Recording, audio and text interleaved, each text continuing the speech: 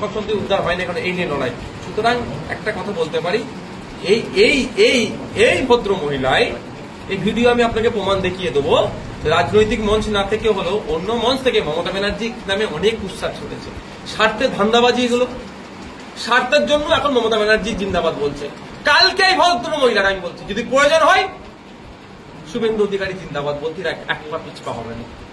যদি অমিত শাহ জিন্দাবাদ বললে এদের লাভ হয়, দেখবেন এরা অমিত শাহ নামে জয়ধ্বনি দেবে।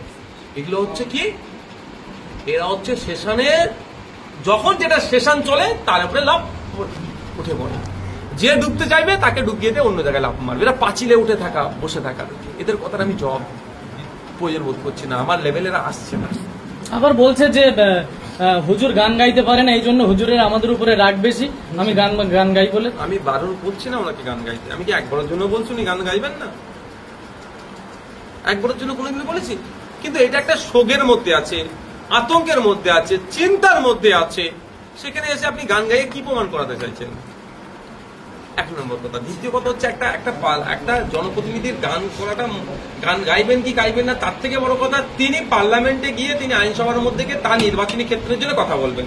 আমি সায়নী ঘোষ মহাশয়কে চ্যালেঞ্জ করছি, উনি এই যে প্রায় 6 মাস হয়ে গেছে এমপি হয়েছেন, 6-8 মাস হয়েছে, তো এই 6-8 মাসের মধ্যে যেখানকার ভোট চুরি করে উনি ক্ষমতায় আসলেন, ভোট চুরি হয়েছে, তো চুরি এই জন্য ভোটের দিনে আমাদের এজেন্টকে বসতে নিয়ে মাথা ফাটিয়েছে, মহিলাদেরকে ছাড়ে নিয়ে আমাদের নেতৃত্বদেরকে ডিটেন করেছে পুলিশকে দিয়ে, অবৈধ পন্থা অবলম্বন করে উনি জিতেছেন, যেহেতু ওনার কাছে সার্টিফিকেট আছে। এই যে উনি যে থেকে সার্টিফিকেট পেয়েছে, আজ পর্যন্ত লোকসভায় দাঁড়িয়ে ভাঙড়ের মানুষের উন্নয়নের জন্য কটা শব্দ খরচ করেছে, এটুকু জানতে চাইছি আমি।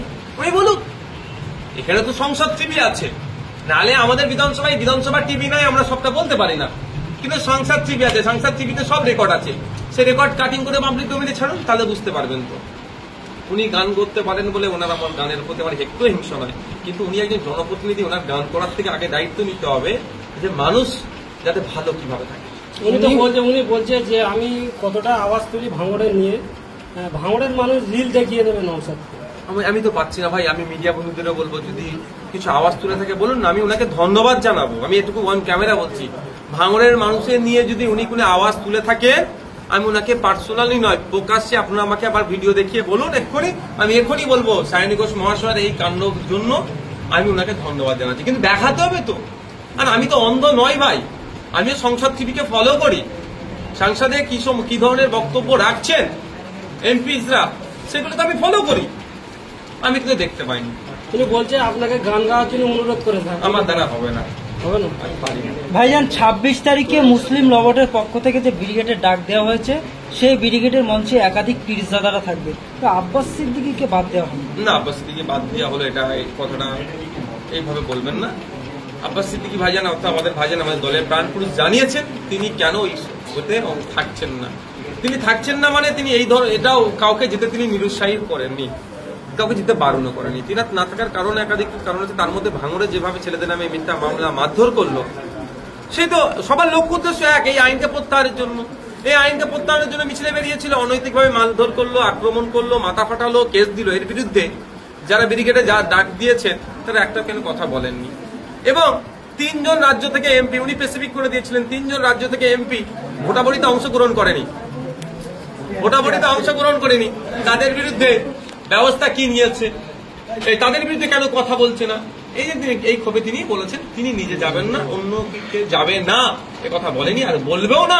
আর কথাও বলেনি যে 5 তারিখ পর্যন্ত অপেক্ষা করো, 5 তারিখের পরে আন্দোলন করবে, কথা বলেনি। ইনি বারবার বলছেন শান্তিপূর্ণভাবে আন্দোলন করতে হবে। গতকাল সকালবেলা যে সভা করেন, সভা থেকে বলেন যে ভাঙড় থেকে আইএসএফ এর লোকরা মালদাতে গিয়ে অকারণে অশান্তি করেছে, কি বলবেন? কিন্তু ওনার কাছে এত ইন্টেলিজেন্স থাকে, তাহলে ওই মামলায় আমাদের ভাঙড়ের ছেলেদেরকে অ্যারেস্ট করতে বলুন না। কিছু বলার আছে ওনার কাছে, আর কিছু বলার নেই, এগুলো বলে চালাচ্ছে। পাবলিকও বুঝতে পেরে গেছে, এদের জবাব দেবে। আমি গতকালকে বাঁকুড়ায় গিয়েছিলাম, মানুষের মধ্যে যে ক্ষোভ, দিল্লি গিয়ে আন্দোলনের কথা বলছে, ভোট আসুক না, 26 আসুক, বুঝিয়ে দেবো। শুধু বিজেপির ভয় দেখিয়ে আমাদের ভোটটা লুটে আর আমাদের বিরুদ্ধে কথা, আমাদের অবস্থান চলে যাচ্ছে, আমাদের মাজার মসজিদ চলে যাচ্ছে, মাদ্রাসা চলে যাচ্ছে, আর আমাদেরকে দিল্লি আন্দোলনের কথা বলছে। 26-এ কি আসবে আমার দেখার দরকার নেই ভাইজান, 10টা ভাইজান আমরা পাঠাবো কম করে। সারা রাজ্যের মানুষ এটা মানে ম্যানসেট করে নিচ্ছে। ভাইজান যারা বলছেন যে দিল্লি গিয়ে আন্দোলন করতে হবে এবং শওকত মোল্লা বারংবার বলছে, আগামী দিন যদি শওকত মোল্লা সাহেব যদি আমাদের নেতাকর্মীরা বলে যে চলো একসঙ্গে দিল্লি আন্দোলন করবো, আপনারা যাবেন? কেন যাবো না? কিন্তু তার আগে তো ক্লিয়ার করতে হবে, তার আগে ক্লিয়ার করতে হবে এই রাজ্যে আন্দোলন কেন সংগঠিত হতে দিচ্ছে না, এটাকে ক্লিয়ার করতে বলুন। আপনি বলছেন দিল্লি গিয়ে আন্দোলন শওকত মোল্লারা করবে, মনে হয় আপনাদের? প্রথম কথা বলি, এই রাজ্যে যারা আন্দোলন করতে গেছে মিথ্যা মামলা দিয়েছে সেগুলো আগে তুলতে হবে, তারপর তো একসাথে আন্দোলন করবো। ও তুমি এই রাজ্যে মিথ্যা মামলায় আন্দোলন করছে, যারা আন্দোলন করছে তাদের আমি মিথ্যা মামলা দিয়ে তাদেরকে জেলে রাখবে, আর আপনার সাথে গিয়ে আমি দিল্লিতে আন্দোলন করবো? আমাকে বোকা পেয়ে গেছেন নাকি? একটা ভিডিও ফুটেজে দেখা যাচ্ছে শওকত মোল্লা বলছে যে বিধানসভা নির্বাচনের আগে আইএসএফ এর ছোট বড় প্রতিটা নেতাকে জেলে ভরবো চ্যালেঞ্জ করছে, তাহলে কি রাজনৈতিক ভাবে বেড়ে উঠছে না? কখনো রাজনৈতিক ভাবে আমাদের সাথে বাড়েছে? গুন্ডা মস্তান আর পুলিশকে লাগিয়ে তো দলটা চলছে। গুন্ডা মস্তান কথা বলছি, পুলিশ নিরপেক্ষতা কাজ করুক, 24 ঘন্টা এই রাজনৈতিক দলকে মানুষ ছেড়ে পালাবে, মারধর করতে হবে না। পুলিশ শুধু বলে দেবে আমি ভাই তোমাদের হয়ে দালালি করতে পারবো না, তোমাদের হয়ে চাকরিবাটিটা করতে পারবো না, দেখবেন তৃণমূলের নেতারা ঘরের বাইরে বেরোবে না, অন্য জায়গায় পালাবে। সৈনিক আর একটা বিস্ফোরক মন্তব্য করেছে যে আপনি 4 বছরে যতবার না ভাঙড়ে এসেছেন উনি 6 মাসে ততবার ভাঙড়ের মানুষের পরিষেবা দিয়েছে। এটা আমি বলবো না, এটা ভাঙড়ের মানুষকে জিজ্ঞাসা করবে। যে সমস্ত ছেলে ক্যানিকুলে শওকত মোল্লা আইএসএফ এর 3 নেতার নাম ধরার পরে এই রাজ্যের পুলিশ মন্ত্রী মমতা ব্যানার্জি আর সেই পুলিশের নেতৃত্বে রাহুল মোল্লাকে গ্রেপ্তার করা হলো, কিন্তু সিসি ফুটেজে দেখা যাচ্ছে না এই রাহুল কোনো গাড়ি ভাঙছে বা কোনো আইনি জিনিস ভাঙছে। রাহুল সারাদিন পুলিশের টাচে ছিল, পুলিশকে সহযোগিতা করেছে বিভিন্ন জায়গায়, যেখানে আমাদের ওই দিনকে তো 6 লেনে তো হাতিশালা বাসন্তী হাইওয়েতে ভাঙড়ের লোক ছিল না, ভাঙড়ের লোক তো এখানে প্রোগ্রামে ছাড়ার কথা ছিল, যেহেতু আটকে দেবার প্ল্যান ছিল। ভিন্ন জায়গা থেকে যারা এসেছে তাদেরকে কনভিন্স করা, ইভেন আমি সেটা নিউজও হয়েছে, রাহুলকে ফোন করছি যে লাউড স্পিকারে ফোনটা দাও, ও রাহুলের ফোনের মাধ্যমে লোককে শান্ত করার চেষ্টা হচ্ছে।